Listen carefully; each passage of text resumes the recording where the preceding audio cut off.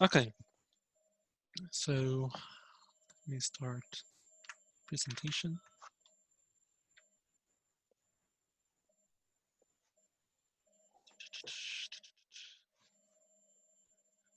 Can you see my slides now? Yes. All right, awesome. Okay, welcome everyone. It's Ammar here. I'm a research assistant from Ottawa University. I've been working with Dr. Rayani Niterzi and Professor Karim Darwish, actually, I think is a friend of Professor Denise, on unsupervised stance detection. So, like mind you, this is actually the most recent work on unsupervised stance detection. It's performing better than the previous state of the art. So effectively making it the state of the art, but we can't claim that unless we actually test it on the data sets that were used specifically for that in previous benchmarks, I mean. Okay, so let's get started by introducing what our outline is gonna be. So I'm just gonna give an introduction, like a high-level introduction about what stance detection is, like what is actually its impact, or what is it like talking about in general, and then what about the main related works to what we're doing, and then the methodology that we applied, and then how we validated this methodology, and the case study that we actually conducted using our methodology, and finally our conclusion. Okay, so let's start with the introduction. So what is a stance? Before even talking about stance detection, we need to understand what a stance is. So the stance is basically the position of someone towards an issue or an entity. So unlike sentiment. So a stance, for example, this is an actual tweet actually. So if we're talking about pro-Trump or anti-Trump, so take the drip pill, sleep well, we'll make America great again. So that's a pro-Trump stance, right? Even though it's not explicitly saying I support Trump, because of the context of this tweet, we know that this is implicitly a pro-Trump tweet. An anti-Trump would say "Make America Great Again" is actually a dog whistle to fascism and white supremacy.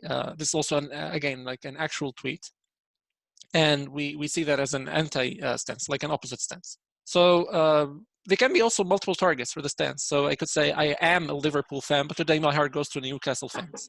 So implicitly, I'm saying that I have two stances, one towards Liverpool and one towards Newcastle.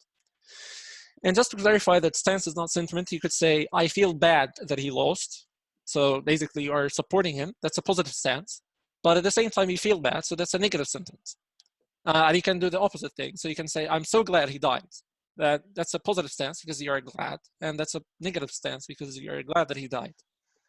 Okay, so why is this important? And actually, what the stance detection really does, or what is their application? So you basically take the user posts, preferences, connections, whatever features you would consider representing the user with, and then you feed it to your stance detection model, and you specify what the target is for that stance, and then the model is going to tell you that whether that user has a favor or a stance or a negative stance towards that target, or maybe a neutral stance. So neutral by itself is actually a stance. It's not like a non-stance. It's a neutral stance.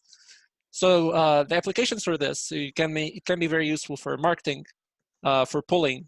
It could imply preferences if you are using recommendation systems. So similar people who have similar mindsets or similar stances could also have similar preferences, and most importantly, actually analyze the populations, like polarization degrees, for example, in a society, and all of that based on your stance detection system.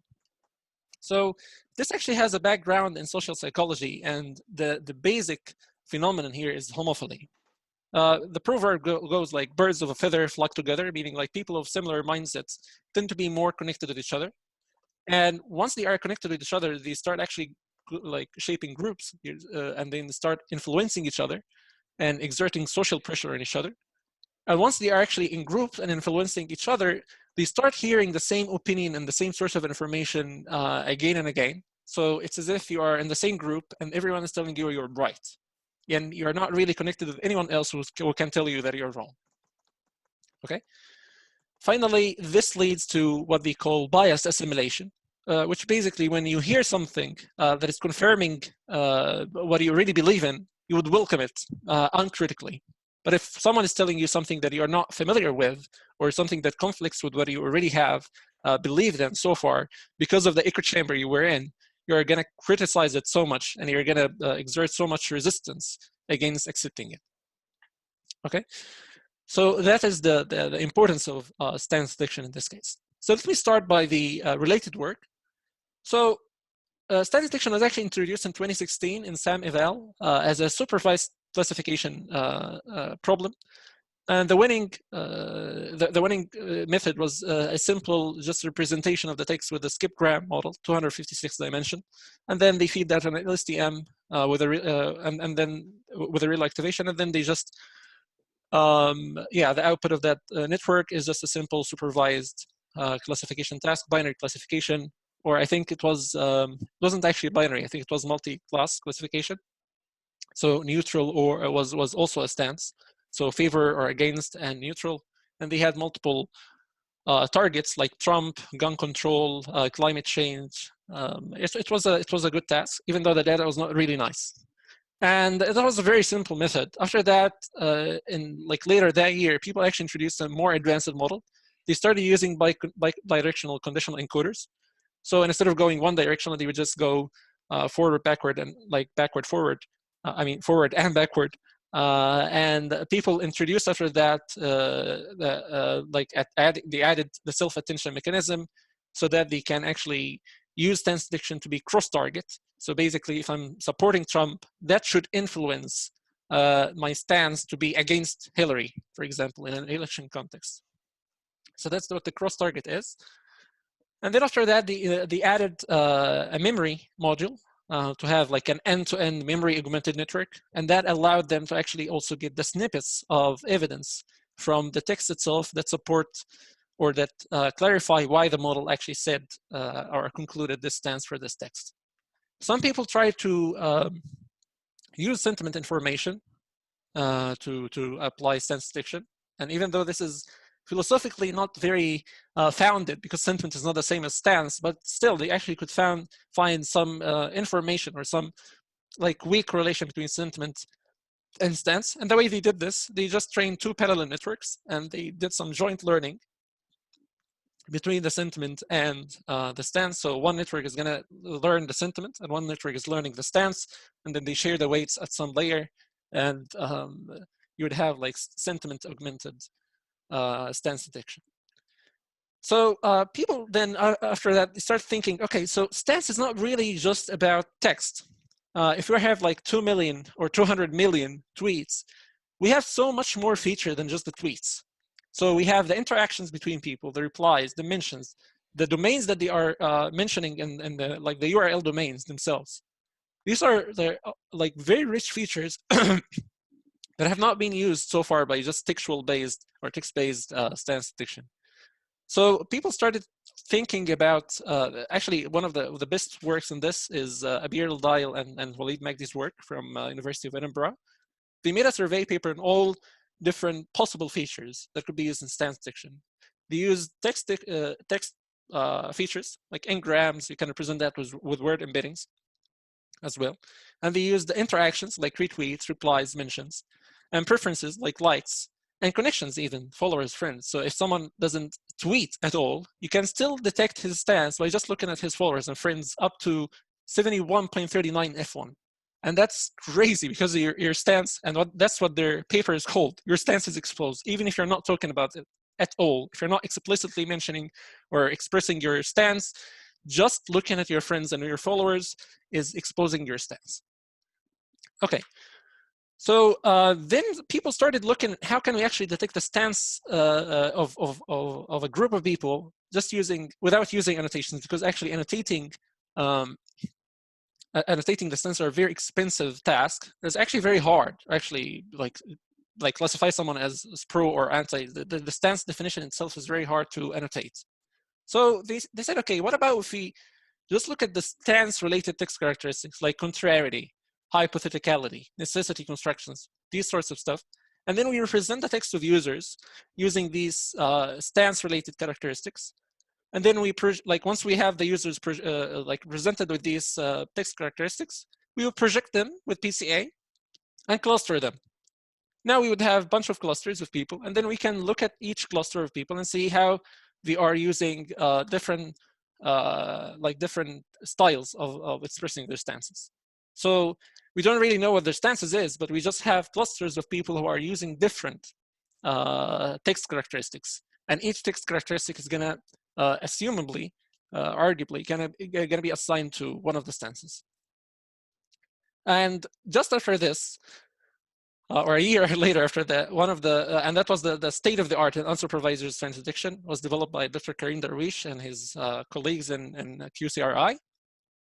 They said, okay, we can actually continue with clustering, but instead of just representing something that is like text characteristics, how about we use hashtags and retweeted accounts as features?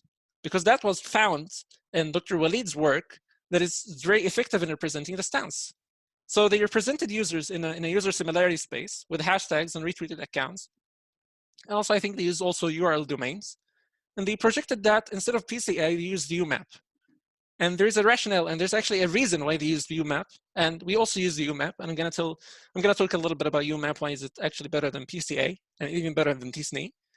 And they did some clustering with mean shift. Okay, and the results were really good. They applied that on Twitter datasets and like as a midterm election. And that just led us to conclude the limitations of the previous best unsupervised stance detection. The first one, they are using hashtags and mentions, and these are platform-specific features, right? So the advantage of the weaker approach was they were just using text characteristics, right? But this one is using platform-specific features. So what if we actually want to detect the stances on something other than Twitter? How are we going to represent replies and mentions and connections? It's different. And the second thing is, it requires extremely large amount of data because you're doing clustering, like with you using mean shift. And you also, the way you're representing the features, you're representing them with hashtags and mentions. So you need to have a lot of data to give meaning to these hashtags. For example, if someone is watching Fox News and someone else is watching CNN, so you need to have a lot of data here and there so that the model can actually distinguish between what the style of the people who are watching Fox News is and what the style of the people who are watching CNN is. If you just use these features, they are not inherently giving you a signal for a stance by themselves. They are otherwise actually, they are rather giving you the signal in a microscope, okay? The third thing is we do not consider the hierarchy of the stances. And this is a very important concept. So they are using flat clustering, like mean shift. So we don't really have any notion of the hierarchy in this stance. And finally, they require the specification of the number of clusters because that's what the clustering algorithms they are using require. Okay, that let us start with our methodology. Okay, so the methodology we have is composed of three blocks. First one is the data block. Basically, how do you collect the data? And then how do you present the data? And then what is your model composed of? So the data, basically, you just collect the data using some bunch of topic keywords or some user of interests. And use to work, for example, just any open source Twitter API. And you start collecting that data and clean it, do some filters. So for cleaning, we actually converted all camel case hashtags to space separated phrases. So if you have a hashtag like make America great again, you would make it make space America space great space again. And we remove all the links and all the user mentions because they are not inherent features of the text. They are interaction features. And we wanted our model to be not platform specific. We wanted to be general. And the most important thing we did actually is the filtering itself. So we filtered out tweets that have less than 3 tokens. And this is important because we wanted the tweets to actually give explicit signal of the stances, not just someone saying, I am, or something that is gonna introduce some noise in our data. And we also wanted the users who actually have clear stance. So one of the main challenges in the SAM eval task, and it didn't really make sense because it wasn't really clear how they collected the data, but some of the tweets for the same user had opposing stances for a very short amount of time. So it's as if someone is actually aggregating a stance on one time, and then an hour later is just supporting like the opposite stance. It didn't make much sense. So we wanted to actually look at the users who have at least 3 unique tweets to make sure that they are actually representing a stance. And finally, we also, to filter out the bots, we collected the data and waited for 8 months, and then just queried the data that the user that we collected 8 months ago to see if they are still active on Twitter or not. If they are suspended accounts, then we assume that they are just bots. So that's our data. We collected a data set from the WUFA Super Cup that was in Istanbul on 14th of August 2019 between Liverpool and Chelsea. The keywords we used mainly was the keep the blue flag flying high. This is the main motto for Chelsea fans, and you'll never walk alone, or YNWA for Liverpool. You have the statistics for the each Chelsea and Liverpool fans, and we use these keywords to annotate the users as Liverpool or Chelsea fans automatically. So if they have keep the blue flag flying high in their bio, their Twitter bio, they're annotated as Chelsea fans, and Liverpool vice versa. And there are actually more keywords that we use to collect the data, but these are the keywords that we use to annotate the users. Okay. So the annotation is not really needed for training, it's rather needed for evaluation, just to as a caveat here. So we also use the Trump mid-election data set in 2018. So that was also used in the previous state of the art. So we just reused it to actually be able to compare apples with apples. And finally, the features of our data. That's the most interesting part, because we are not actually training features. We're using a pre-trained sentence encoder.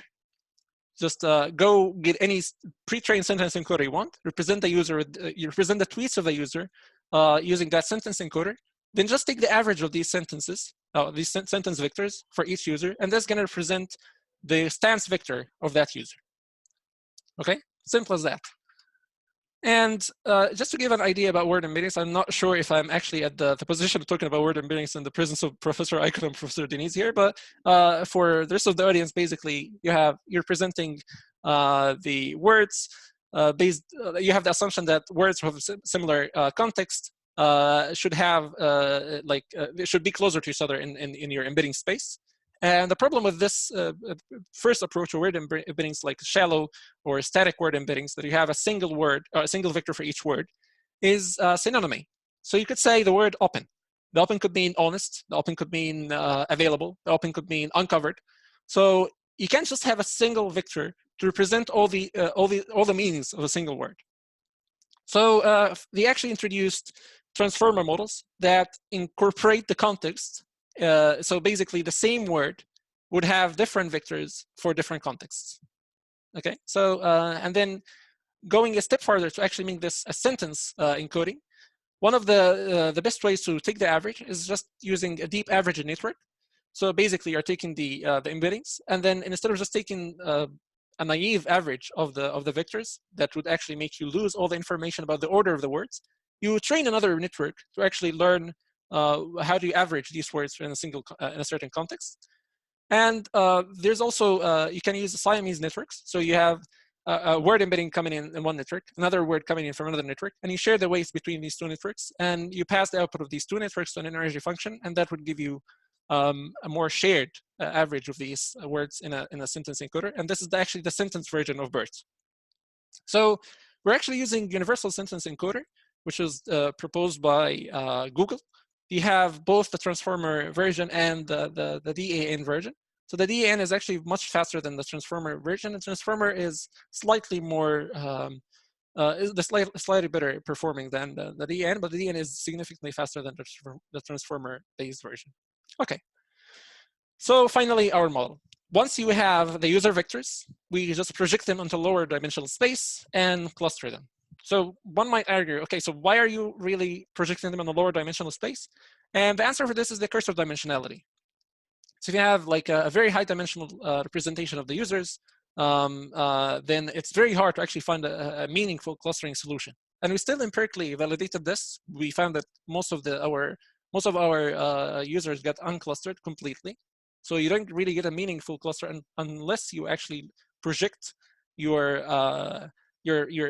space into a lower dimensional space. And the curse of dimensionality basically is just the larger your dimensions increase, like the more dimensions you have, the exponentially your space is gonna grow. The solution space is gonna grow. So you need to minimize the the dimension space of your presentation, so that you can actually cluster and have like meaningful clusters of your solution. Yeah, that's that. And for vector projection, just as a background, so there are two families, either matrix vectorization or neighbor graphs. Matrix vectorization is like latent digital analysis or PCA. Neighbor graphs are like t-SNE or UMAP. I'm going to talk about UMAP now. So the principal component analysis, the most important concept of it is it's actually preserving the pairwise distances, because it's considering like it's calculating the eigenvalues. So it's looking at the global trend in the data, and it's preserving these long pairwise distances. But in t-SNE, it's actually more interested in the short pairwise distances because it's actually an algorithm that was developed for visualization. So it is concerned of actually looking at measuring the densities of different data points. So if you look at these two graphs, one of them is preserving the order of the groups, but the other one is just concerned more of putting the similar points into groups, regardless of where these groups fall to each other in the graph.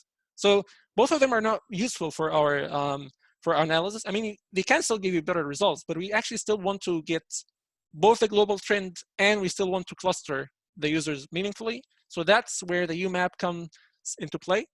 And the main idea is you assume that the data is uniformly distributed.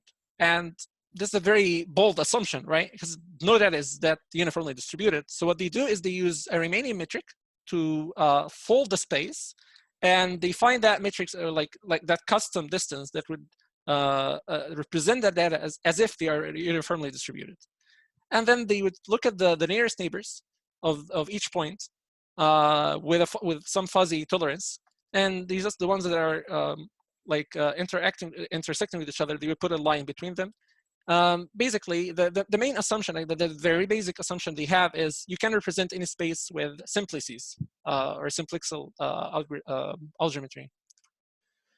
Yeah, and the main important parameters here, I mean, once they actually present this graph, they have now a higher dimensional graph, and then they start a random lower dimensional graph, and they start minimizing the cross entropy between the higher dimensional one and the lower dimensional one to find the best projection between them. Now, of course, the disadvantage of this is not a linear transformation model like PCA. So if you have a new data point, you can just transform it based on the model that you already trained. Instead, you would have to actually add it to the points you already have, and then retrain the model to obtain the new embeddings. Okay, so the most important parameters in UMAP is the minimum distance between neighbors. So what is the distance between 2 points to be considered as neighbors? The minimum distance, I mean, and how many neighbors or how many points in a neighborhood to be considered as a local structure, or as a highly dense neighborhood. And one of them is going to be controlling how tightly the UMAP is packing the elements together. So if you actually look at a low minimum distance, it's actually going to put like very similar points next to each other, because it's considering that they can't be neighbors unless the minimum distance is very, very small. So they have to be extremely close to each other to be considered as neighbors. And in this case, you are basically tightly packing all the neighbors together. And the number of neighbors in the local structure, basically you're considering the size of your neighborhood. So if you have a very high or very large neighborhood, you're looking at a more global structure of the data, which is going to put them like spread them in your space, and you're not really tightly packing them together. So it's balancing between this global and local structure. And that's exactly what we want, because local was modeled very well with t-SNE and global was modeled very well with PCA, but we wanted to actually balance between these two. Okay, clustering we have, you can actually think about clustering as flat or hierarchical clustering, or you can think about it as centroid-based or parameter-based or density-based. So for flat clustering, we have k-means, a very famous one, or Gaussian mixture model. For hierarchical one, you can think about word or complete linkage. For flat non-parametric one, you can think about dbScan, graph-based one, or mean shift. And you can think about hierarchical and density-based as HDBScan or hierarchical dbScan. It's a very recent algorithm that is not even added to sklearn yet. They just have their own library. And the idea is, so this is hierarchical clustering. I don't think I need to actually talk about it much. So basically, the United States ideologies, they can be Democrats or Republicans. Democrats can be liberals or socialists. Liberals can be LGBT or conservatives. It can be you have a hierarchy of stances, and that's not really modeled with flat clustering whatsoever. So mean shift can go, you just, yeah, I don't think I need to talk about this for this audience. And the graph-based modeling DB-scan is basically you have two main parameters: the minimum distance between 2 points to be considered as neighbors, and the minimum number of samples in a neighborhood to be considered as a cluster. And then the problem with this is it's really hard to determine what that minimum distance is going to be. So the improved on that using optics algorithm, which basically added core distance, which is the distance to the nearest minimum number of points or the minimum number of neighbors. And then the reachability distance between 2 points is going to be the maximum between the distance between these 2 points, or the core distance, which is the distance to the nearest neighbors of that point. And that actually improved the performance of DB-scan, but it was extremely slow. So a more better approach here is HDB-scan, which basically they try a spectrum of these epsilons for DB-scan, and then they look at how the clusters are actually getting divided as you increase the reachability, or as you increase this minimum distance, and that means the longer the cluster remains, the higher or the more robust that cluster is. And you start actually having this dendrogram because you're splitting the clusters as you go. And then you simplify this by actually, if you just divide the distance and make just 1 over the distance, that would be a threshold, and look at the cluster itself. Is it splitting or is it just losing some points? So if the cluster is splitting, then you have 2 new clusters. But if it's just losing some points that they are not close anymore to the core of the cluster, then the cluster is actually still alive, but and there are no new clusters splitted out from this cluster. And you can actually conclude now that you have a hierarchy of clusters that are robustly represented in your clustering solution. So this is the rationale behind choosing UMAP for projection and HDB-scan for clustering, and the results are fabulous, actually. So for the Trump dataset, you start having very consistent clusters. For UEFA dataset, even more consistent clusters. And the main idea, actually, you see that Trump is a little bit noisy projection than UEFA. Trump is using a lot, or the Trump dataset is using a lot of hashtags, mentions, like keywords, like MAGA or hashtagging Fox News. But with a dataset, people are just supporting their clubs. So they are more explicitly expressing their stances using text. So this is the reason we actually try to look at Trump, because this is the comfort zone of the previous state of the art. You're using hashtags and user mentions, and this dataset exactly works for that. But UEFA is more oriented towards text. Okay, so let's analyze our model just component by component. The first one is the data. Okay, so what the data can change in is the sample size. Increasing the sample size, we expect that our model should perform better because it has more signals and it's unlikely to overfit. Now, surprisingly, we found that the previous state of the art actually started to fluctuate after increasing the sample size at a threshold. And it's a little bit mysterious, but we have a theory here that after you introduce new sample, or the sample size is increasing, you're introducing new features, new hashtags, new user mentions, that you don't really have enough representation for them in the data. So you introduce some of these hashtags, okay, but you don't have enough data for them to actually give them the signal they need to represent stances. But in our case, we are just using pre-trained sentence encoders. So increasing the sample size doesn't really affect the performance of the sentence encoder because it's already pre-trained. So it's monotonically increasing, and up to a certain sample size, it might just stop increasing after that. And the runtime also, both of our models have a linear complexity. They're increasing linearly in this case, even though the previous one is actually pretty fast. And the reason for this, they are using like lower dimension representation, actually sparse dimension representation, because they are using hashtags and user mentions where we are actually using dense vectors, which are the 512 dimensional embeddings of the users. Okay, the second thing is the variance in the data. So how much noise there is in the data, how much variance there is in the data. And we represented this by how the minimum unique tweets per user. So the more unique tweets per user, that means we're actually considering a more explicit representation of the stances of the users.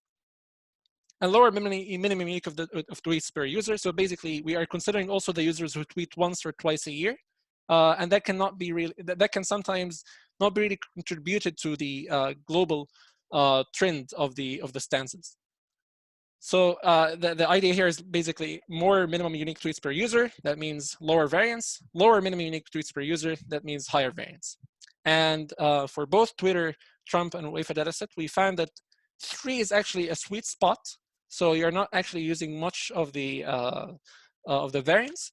And at the same time, you're also not filtering out a lot of users. So 4, of course, is going to give you a lower variance and a better performance, but then you're going to be filtering out a lot of users.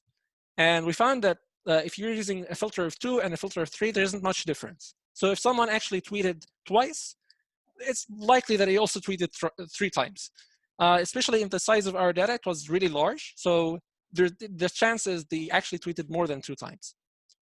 So yeah, we stuck with 3. It's a sweet spot. We don't filter out many users. The variance is low enough. Okay, now let's talk about the features. So now let's talk about the sentence embeddings. We are using universal sentence encoders.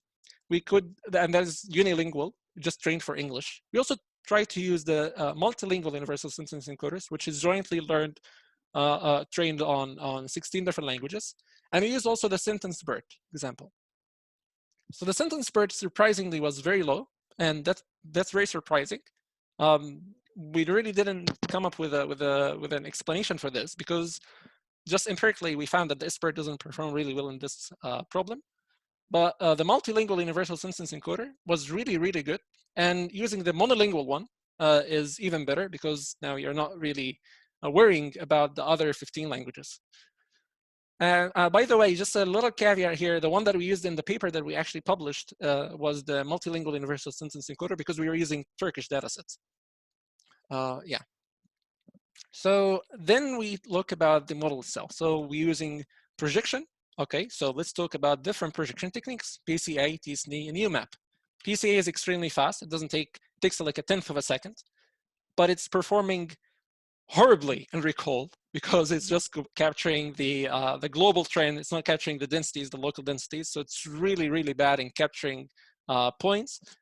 TSNE, however, is very good in recall, because it's now capturing more of the local structures, but it's extremely slow. It takes about 150 seconds.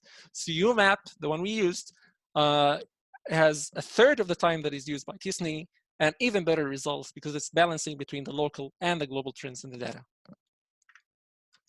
Now, what about the hyperparameters of UMAP? So we tried using a high number of neighbors and a high number of minimum distance, and just ranging them between the two scopes, or the 2 parameters. And we found that actually on the UEFA dataset that is more textual or text oriented, the model is very robust. It's not really affected by the UMAP parameters, because it's using the pre-trained sentence encoders. But something for like Trump, it's actually affected a lot, because there's more signal in the hashtags and the user mentions that we filtered them out. We didn't filter out the hashtags, but we filtered out the user mentions, and that is introduced as less robustness in the projection for the Trump datasets. But still, our assumption that a low to medium minimum distance with a high number of neighbors is going to balance out the performance of the clustering is exactly what is represented here. So we have 87% here and have 98% here. And by the way, this is the macro F1 score. If we, yeah, I didn't mention much about the evaluation or the scores here, but this is a macro F1 score. If we take the clusters of represented by each of these parameters, or each of these configurations, and align them with the labels that we already annotated the users with. So you actually start, like if you align the clusters as against the clusters against the class labels, so you can already have just a classification report. You can calculate F1, you can calculate accuracy, precision, recall, it doesn't matter. So now someone might ask, okay, so how much information did we lose when we projected from a 512 dimensions row pre-trained sentence encodings to just a 2-dimensional representation using UMAP? So we took these row vectors and the projected versions, and we put them in an SVM and tried to classify the user vectors. We already have the labels for that. So we saw that actually using the row USE vectors, it's performing really well. And using UMAP is not really losing much. So it's losing very little performance, but it's actually now gaining a huge computational boost because now you're using only 2 dimensions instead of 512. And also you're able to visualize your data. So now the final part of our model is the clustering. So we use the 4 main clustering methods we have: HDB scan, optics DB scan, and mean shift. So mean shift is slow. That was the one used in the previous state of the art. Using DB scan is really fast, and optics is quite slow. And HDB scan is performing the best with a very, very, very fast performance. And the reason for this is actually using this tree splitting simplification that I showed earlier. And this tree has, like you can use a lot of algorithms to search in a tree, and that makes everything much, much faster. And also you don't really worry much about the epsilon.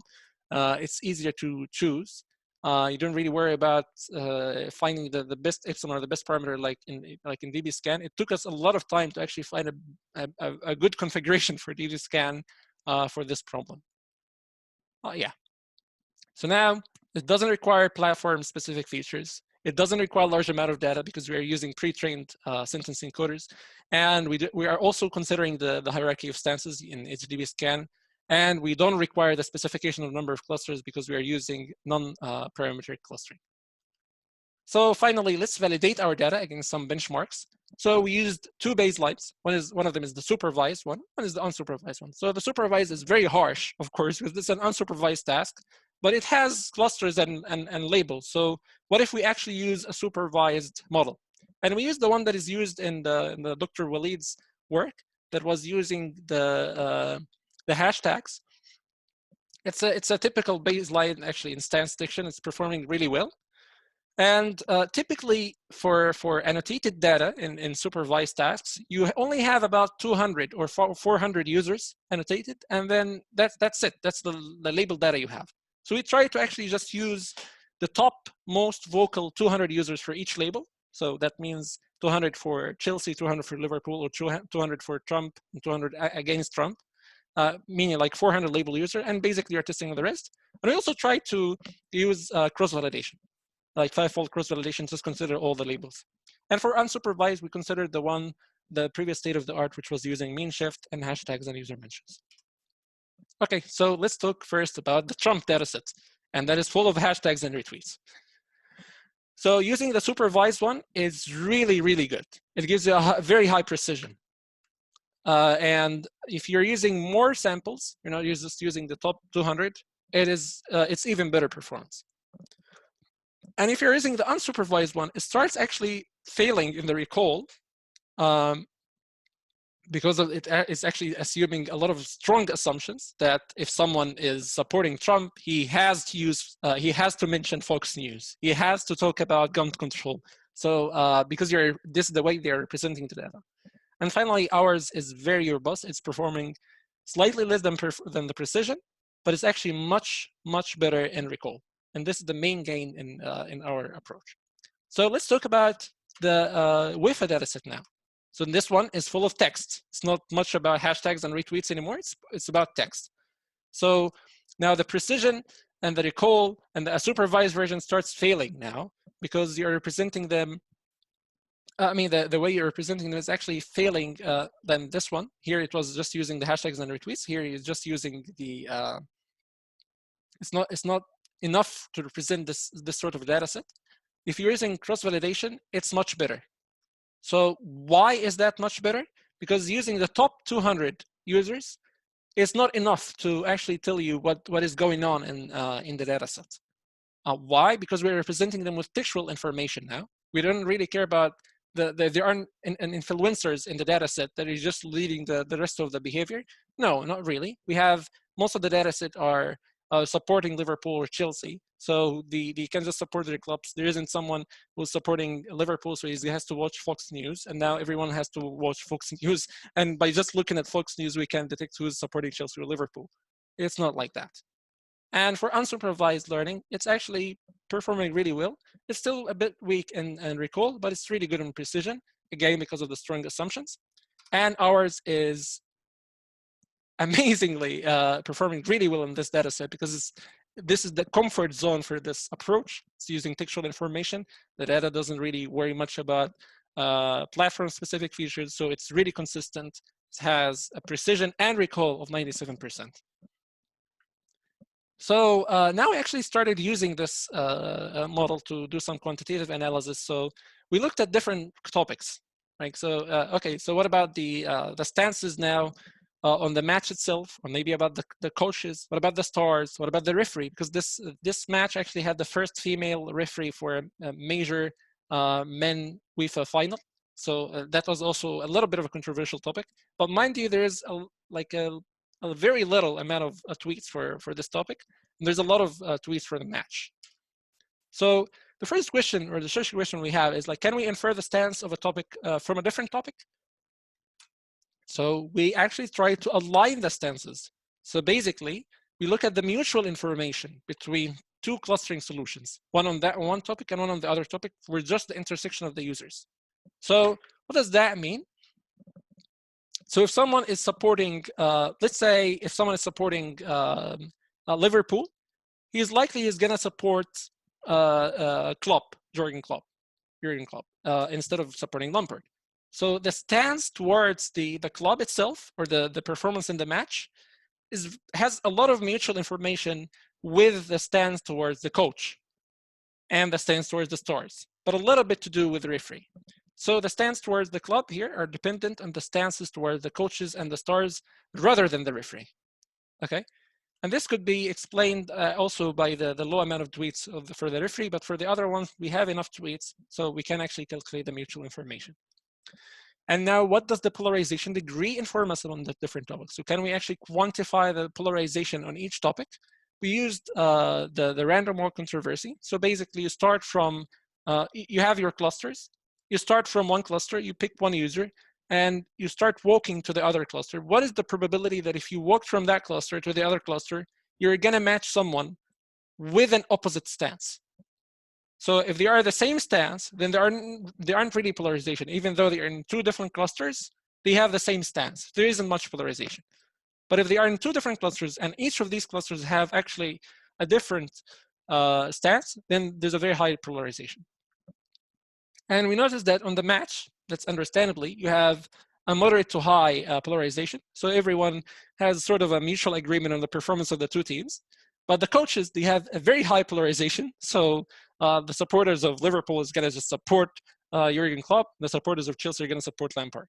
And the stars also, they have very high polarization. So some people are just talking about Mo Salah, or someone is talking about Abraham and Chelsea. The referee also, interestingly, found a little bit of a high polarization here, but that could be contributed to the small size of the data set, so we really didn't make a significant conclusion out of that. And for the qualitative analysis, we just created a little bit of a metric here to quantify what are the prominent terms used in each cluster. So you look at the frequency of words, and you multiply that by the valence score. And what the valence score is calculating is basically how often is a term mentioned in a group of text, in a set of documents, than the other set of documents. So you have to actually do it in comparison, instead of just looking at the frequency. And by multiplying the valence with the log frequency, you get that prominence score. And we actually started presenting, drawing a word cloud for each of the topics. So you see that for the Chelsea, you have to keep the blue flag flying high. But for Liverpool, you have you'll never walk alone. You have here for Chelsea, Conte, and for Liverpool, you have Reds. For the coaches, you have here Lampard. Here you have Klopp. You have for the stars, you have here Sadio Mane. You have here Tammy, and so on. But for the referee, it doesn't really make much sense, again, because there isn't much polarization and there isn't much data to actually represent a qualitative signal for that.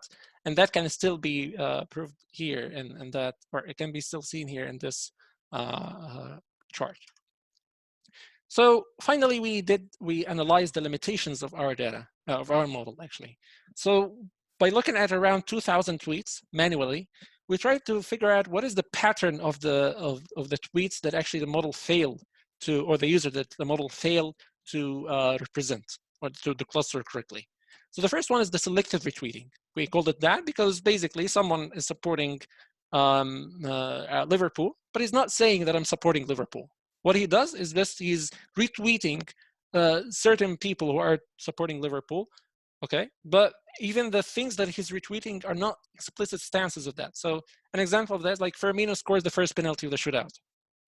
Okay, what is the stance here? There's no stance, but he is like selectively retweeting some accounts instead of others. So our model fails to do that, to actually identify that he's a supporter of Liverpool.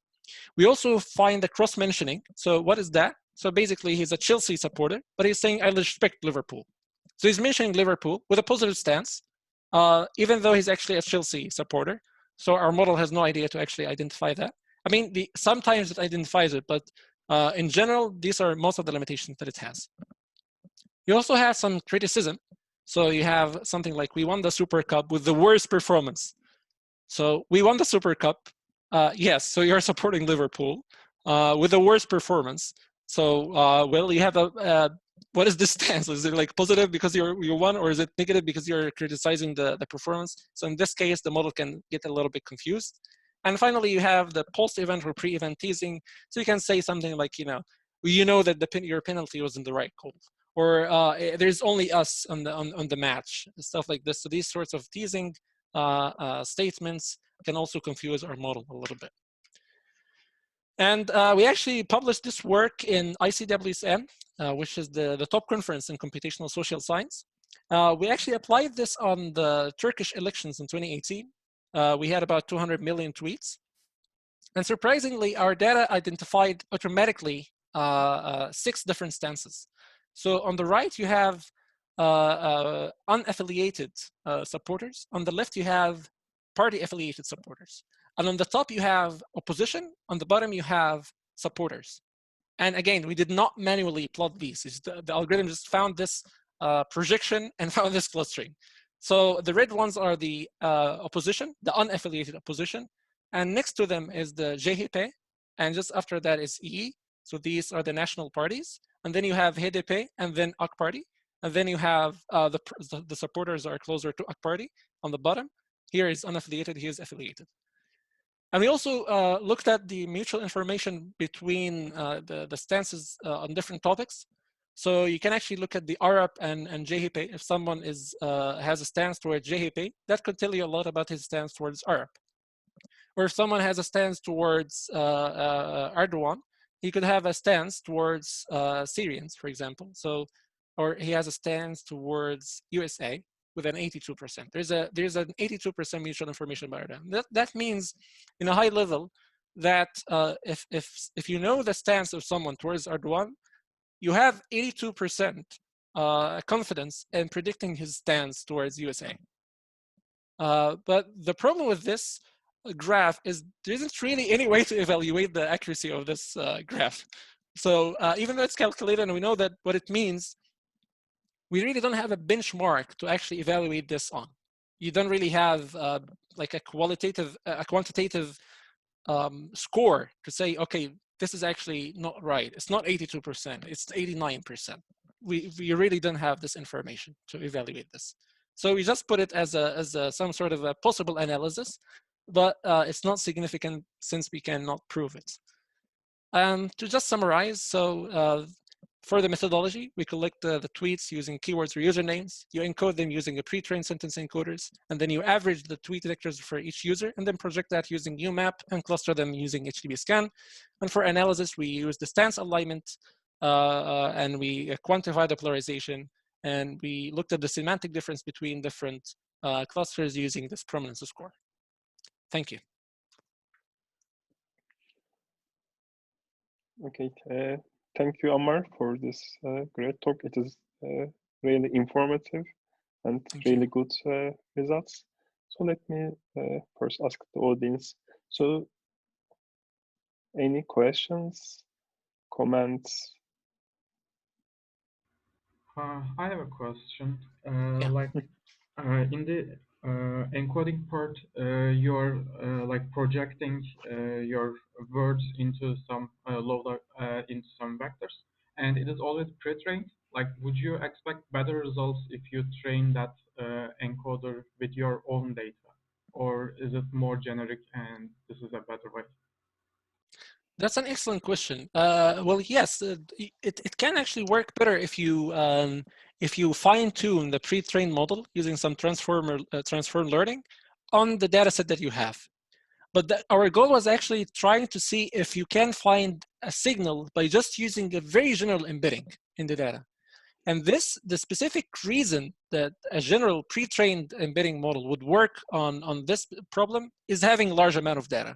Because large amount of data is going to have a larger context, so it can capture or it can utilize more of the context, a general context that is already embedded in that pre-trained model. But of course, if you want to fine-tune it, it would at least not be worse, but it can definitely be better.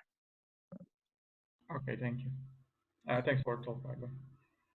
You're welcome. Thank you.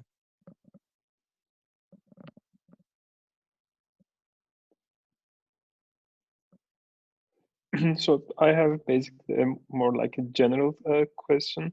So I really like your framework. Are you considering to adapt this to a semi-supervised setting, especially like when I hear your words on evaluating this is really hard about the Turkish elections data set. So if you have some certain users that you exactly know for sure his or her stance, I think you can also quantitatively evaluate the clustering results, like whether these two users which you know have the same stance are clustered together or not. Yeah. Yeah, so actually, the way we evaluated this is, as you suggested, is using semi-supervised aggregation, let's say. So you have some of the, like these are the users that already we know their annotations. Like we actually check their users, their user accounts manually, and we know that this is a supporter of Erdogan or a supporter of the government, etc. And we try to do our evaluation based on this. So the previous work was actually using aggregation. So they make a similarity space with the users, and the users who are significantly similar to users who are already annotated, they would just annotate them with the same annotation. And this was actually this was used in the paper we provided. But for evaluation, we did not want to use the aggregated labels. We just wanted to use the seed labels to be as harsh as we can with the model. But in the paper, actually, we are using aggregation to analyze more of the data. Let's say. Okay. Yeah. Okay. And I have another question, this time on the underlying graph representation. So here, each node of the graph corresponds to a single message, right? So are you making a differentiation between the tweets from a single user? Like, for example, in clustering, you can add some certain constraints that you know these two nodes should be clustered together, like including a must link like edge. But here you do not explicitly consider this, like all the messages from a single user should be belong to the same cluster. So yeah, I think that's very interesting. Thank you. I mean, we could do like text stance classification by just projecting the tweets themselves instead of the users, and then after we cluster them, we take a consensus between the stances of each of the tweets of each user. So and there another and like so we have three alternatives. One is projecting the tweets themselves, like we put each dot would represent a tweet, and then if you want to look at the stance of a user, you would simply look at the consensus of all the clusters for the associated tweets. And there is one that you could take the average of the tweets and then project them, which is the one that we used. Or you could project the tweets first and then take the average of the projection. Because now you also, if there's some noise that was introduced in the variance between the tweets of the same user, they're going to be captured in the projection. And then you taking the average is going to put the user in some sort of in the middle between all of his tweets. So these are three different alternatives that we didn't really explore with, but they are definitely. I would like to research them. Okay, Thank you. thank you, Omar. So someone I think is raising his hand. Okay, yeah, Ali Bey, yeah, you can. Yeah. Hi, thank you very much, Amar. It's really a lot of work, amazing work. So just a couple of insights, and I'm really curious about. Maybe you have some comments about. Politics and football are relatively more polarized topics. So you can really easily, I don't know, maybe you can say better whether it is easier. So how did you do your annotations? Are there any inter-annotator consensus? And how would you imagine these methods work on more controversial topics like discussions on COVID or vaccine stuff? What else? And what this method would miss. So, because it is quite, and maybe not useful to have these quite extreme cases identified. By the way, your method is doing amazing job. I think it will do something in any other topic, or at least it would provide some insight. But what is your inner insight about these more challenging cases, or cases where it comes closer to reality in terms of human interactions? Okay, thank you. That's a very excellent question. It's definitely less challenging to look at polarized data when you are just doing clustering, because they are already polarized, so they are easy to cluster. And for annotation, I think that's the first part of your question, is how do you annotate your clusters? How do you say that this cluster belongs to this label and this cluster belongs to that label? So you can do that by just checking a sample of the dots you have in each cluster, and then see a consensus between them. So if you don't have any idea about the annotations of the clusters, right, and then you check that label, and that's actually what we did here. So at the beginning we had some labels, but we just automated this this process. So just want to get to this part. I mean, not just the clusters, because as we said, when you put some group together, it is easy to say what is there. But for a more harder case, what two different people would say about it?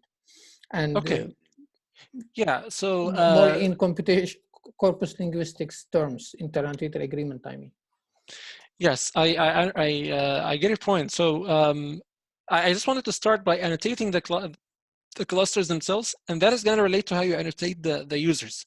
So if you can annotate the users using something like keywords in their bio, so that if someone is saying, I support Liverpool in his Twitter bio, then you know that he's Liverpool, and then you can validate this.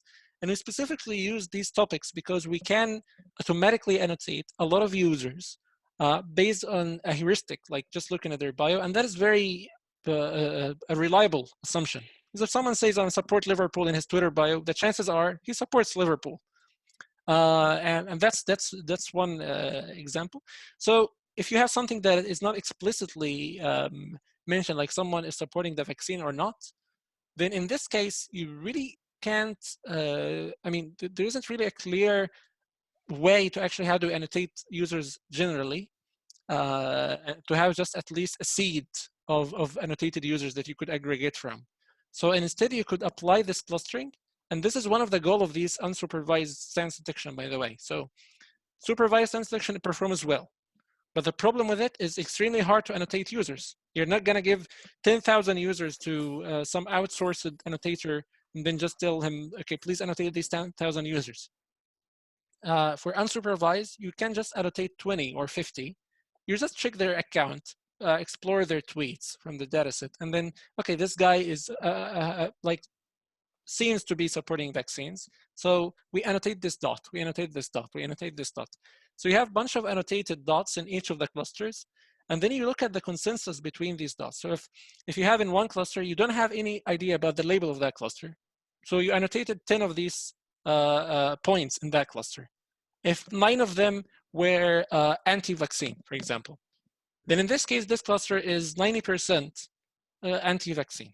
You can confidently say that. And if you want to have more confidence, then you would annotate more labels manually. So the idea about unsupervised is you have the clusters first, and that clustering solution is going to help you annotate more users using a smaller seed. Does that answer your question? Or? Yeah. Excellent. Yeah. Thank you very much. Thank you. Okay. Any other questions?